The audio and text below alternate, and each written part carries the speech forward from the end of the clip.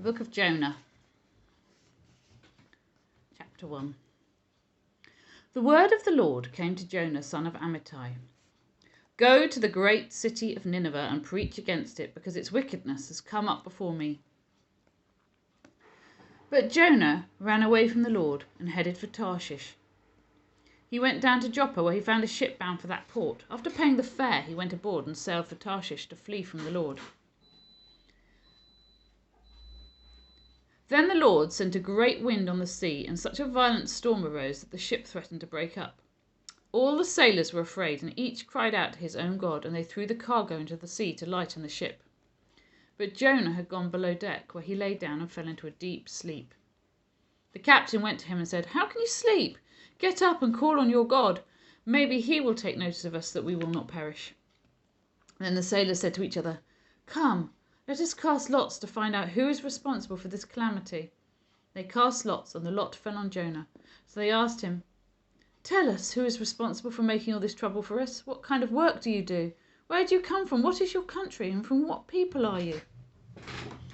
He answered, "I am a Hebrew, and I worship the Lord, the God of heaven, who made the sea and the dry land." This terrified them, and they asked, "What have you done?" They knew he was running away from the Lord, because he had already told them so. The sea was getting rougher and rougher, so they asked him, "What should we do to you to make the sea calm down for us?" "Pick me up and throw me into the sea," he replied, "and it will become calm. I know that it is my fault that this great storm has come upon you." Instead, the men did their best to row back to land, but they could not, for the sea grew even wilder than before. Then they cried out to the Lord, "Please, Lord, do not let us die for taking this man's life. Do not hold us accountable for killing an innocent man, for you, Lord, have done as you pleased." Then they took Jonah and threw him overboard, and the raging sea grew calm. At this the men greatly feared the Lord, and they offered a sacrifice to the Lord and made vows to him. Now the Lord provided a huge fish to swallow Jonah, and Jonah was in the belly of the fish 3 days and 3 nights. From inside the fish, Jonah prayed to the Lord, his God. He said, "In my distress I called to the Lord, and he answered me. From deep in the realm of the dead I called for help, and you listened to my cry. You hurled me into the depths, into the very heart of the seas, and the currents swirled about me. All your waves and breakers swept over me. I said, I have been banished from your sight, yet I will look again towards your holy temple. The engulfing waters threatened me.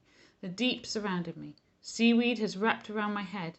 To the roots of the mountains I sank down. The earth beneath barred me in forever.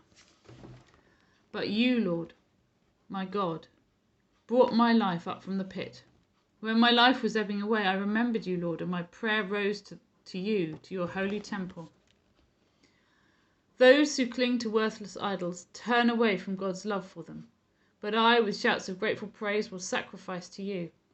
What I have vowed, I will make good. I will say, salvation comes from the Lord. And the Lord commanded the fish, and it vomited Jonah onto dry land. Then the word of the Lord came to Jonah a second time. Go to the great city of Nineveh and proclaim to it the message I gave you. Jonah obeyed the word of the Lord and went to Nineveh. Now Nineveh was a very large city. It took 3 days to go through it. Jonah began by going a day's journey into the city, proclaiming, 40 more days and Nineveh will be overthrown. The Ninevites believed God. A fast was proclaimed, and all of them, from the greatest to the least, put on sackcloth. When Jonah's warning reached the king of Nineveh, he rose from his throne, took off his royal robes, covered himself with sackcloth, and sat down in the dust. This is the proclamation he issued in Nineveh. By the decree of the king and his nobles, do not let people or animals, herds or flocks taste anything. Do not let them eat or drink, but let people and animals be covered with sackcloth. Let everyone call urgently on God. Let them give up their evil ways and their violence. Who knows, God may yet relent and with compassion turn from his fierce anger so that we will not perish. When God saw what they did and how they turned from their evil ways, he relented and did not bring on them the destruction he had threatened. But to Jonah this seemed very wrong, and he became angry. He prayed to the Lord, "Isn't this what I said, Lord, when I was still at home? That is what I tried to forestall by fleeing to Tarshish. I knew that you are a gracious and compassionate God, slow to anger and abounding in love, a God who relents from sending calamity. Now, Lord, take away my life, for it is better for me to die than to live." But the Lord replied, "Is it right for you to be angry?" Jonah had gone out and sat down at a place east of the city. There he made himself a shelter, sat in its shade, and waited to see what would happen to the city. Then the Lord provided a leafy plant and made it grow up over Jonah to give shade for his head, to ease his discomfort. And Jonah was very happy about the plant. But at dawn the next day, God provided a worm, which chewed the plant so that it withered. When the sun rose, God provided the scorching east wind, and the sun blazed on Jonah's head so that he grew faint. He wanted to die and said, "It would be better for me to die than to live." But God said to Jonah, "Is it right for you to be angry about the plant?" "It is," he said, "and I'm so angry I wish I were dead." But the Lord said, "You have been concerned about this plant, though you did not tend it or make it grow. It sprang up overnight and died overnight. And should I not have concern for the great city of Nineveh, in which there were more than 120,000 people who cannot tell their right hand from their left, and also many animals?"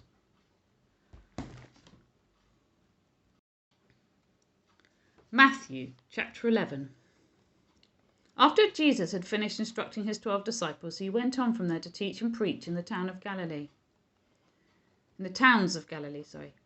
When John, who was in prison, heard about the deeds of the Messiah, he sent his disciples to ask him, "Are you the one who is to come, or should we expect someone else?" Jesus replied, "Go back and report to John what you hear and see. The blind receive sight, the lame walk, those who have leprosy are cleansed, the deaf hear, the dead are raised, and the good news is proclaimed to the poor. Blessed is anyone who does not stumble on account of me." As John's disciples were leaving, Jesus began to speak to the crowd about John. "What did you go out into the wilderness to see? A reed swayed by the wind? If not, what did you go out to see? A man dressed in fine clothes? No, those who wear fine clothes are in kings' palaces. Then what did you go out to see? A prophet? Yes, I tell you, and more than a prophet. This is the one about whom it is written, 'I will send my messenger ahead of you, who will prepare your way before you.' Truly I tell you, among those born of women there has not risen anyone greater than John the Baptist. Yet whoever is least in the kingdom of heaven is greater than he. For the days of John the Baptist until now, the kingdom of heaven has been subjected to violence, and violent people have been raiding it. For all the prophets and the law prophesied until John. And if you are willing to accept it, he is the Elijah who has come. Whoever has ears, let them hear." To what can I compare this generation? They are like children sitting in the marketplaces and calling out to others, "We played the pipe for you, and you did not dance. We sang a dirge, and you did not mourn. For John came neither eating nor drinking, and they say he has a demon. The Son of Man came eating and drinking, and they say, here is a glutton and a drunkard and a friend of tax collectors and sinners. But wisdom is proved right by her deeds." Then Jesus began to denounce the towns in which most of his miracles had been performed, because they did not repent. "Woe to you, Chorazin! Woe to you, Bethsaida! For if the miracles that were performed in you had been performed in Tyre and Sidon, they would have repented long ago in sackcloth and ashes.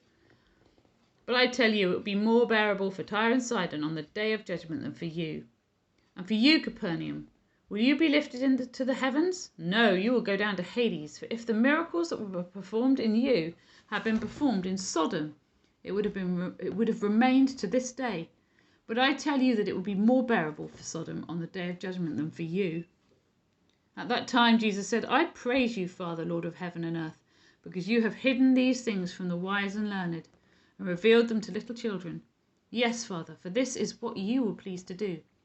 All things have been committed to me by my Father. No one knows the Son except the Father, and no one knows the Father except the Son, and those to whom the Son chooses to reveal him.